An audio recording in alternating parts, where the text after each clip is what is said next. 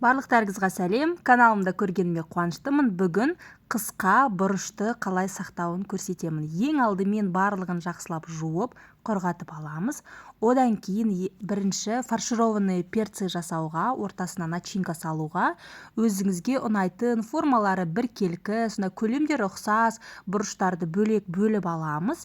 Және олардың басын осылай дүп-түзу қылып кесеміз. Себебі біз қатырған кезде орын аз алу үшін оларды қазір бір-бірінің үстіне кигізетін боламыз. Ал кескен бөлігін лақтырмаймыз, оны да қазір іске асыратын боламыз. Енді жақсылап ішін осылай тазалап аламыз. Енді көлемдеріне байланысты астыңғы жағына үлкенірек, сосын орташа, сосын үстіне шамалы кішіректеу қылып келтіріп, осылай бір-біріне кигіземіз. Сол кезде біздің морозильниктің ішінде орынды да үнемдейтін болады. Дәл осылай өзіңізге керек көлемде, мысалы бір пісіргенде неше штуктан пісіресіз, соны бір-біріне кигізіп дайындап аламыз. Содан кейін оларды осындай арнайы зип пакетке немесе жай ғана пакеттерге салып қойсаңыз болады. Егер сізде зип пакет болса, осылай шетінен шамалы орын қалдырып, трубочкамен осылай ауызбен ауасын сорып алу арқылы вакуумный пакет сияқты қылып жасасаңыз болады. Олай тіпті жақсы, ішінде артық ауасы барлығы шығып, сіздің бұрыштарыңыз жақсы сақталатын болады. Бұл бізде бірінші тәсілі.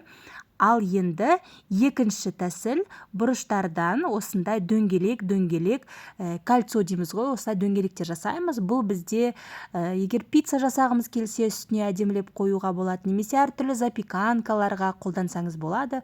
Оларды қатқаннан кейін ешқандай ерітудің ешқандай қажеті жоқ. Тек осындай мұз қалпында кез келген тағамға қолдансаңыз болады. Дәл осындай әдемі дөңгелектерді жасаймыз, ал шетінен қалғандарын мен жаңағы артықтарына қосып қоямын, оларды сосын тураймыз. Енді осы біздің дөңгелектерді сізде осындай арнайы контейнер болса, соған салуға, немесе тақтайшаның үстіне бірнеше слой етіп, арасына пакет төсеу арқылы қатырып алсаңыз болады. Сосын пакетке салғанда өте ыңғайлы болады. Осылай морозильникке жібереміз, екі қатар етіп салдым. Ал енді бізде қалған жаңағы бөліктердің барлығын лақтырмаймыз, оларды жақсылап тазартып аламыз, және де осылай ұсақтап тураймыз. Бұл біздің күнделікті тағамдарға, сорпаға қоссаңыз да болады. Орамалдың үстіне жайып аламыз, себебі кескен кезде арасынан су шығады ғой, сол су шамалы құрғасын. Сол кезде біздің морозильникке артық ылғал болмағаннан кейін ол артық мұз болып қатпайды. Сосын оларды да осындай шамалы кішкентай пакеттерге саламыз. Сосын оны керек кезінде аз-аздан алып қолдансаңыз болады. Зип пакет болса, сіз осылай трубочканың көмегімен вакуумный сияқты қылып ішіндегі артық ауасын сорып алсаңыз болады. Олай істеу міндетті емес, жай ғана пакеттерге орап салсаңыз да болады. Біздің контейнерге салып қойған дөңгелектеріміз осылай қап-қатты болып қатты. Енді оларды пакетке жинағанда бір-біріне де жабыспайды, сынбайды, әдемі болып тұрады. Оны да зип пакетке салып, шетінен ауасын сорып алып, вакуум секілді қылдырып жасадым. Дәл олай істеу міндетті емес, егер болып жатса, ол тіпті тамаша. Дәл осылай 3 түрлі формада біздің бұрыштарымызды қыста сақтасақ болады. Бұлардың барлығын міндетті түрде морозильникте ұстаймыз, мұздатқыштың ішінде. Сол кезде олар жақсы сақталады. Ал енді біздің қатқан күйінде оларды қалай қолданамыз, олар бір-біріне жабыса ма, соны көрсетейін.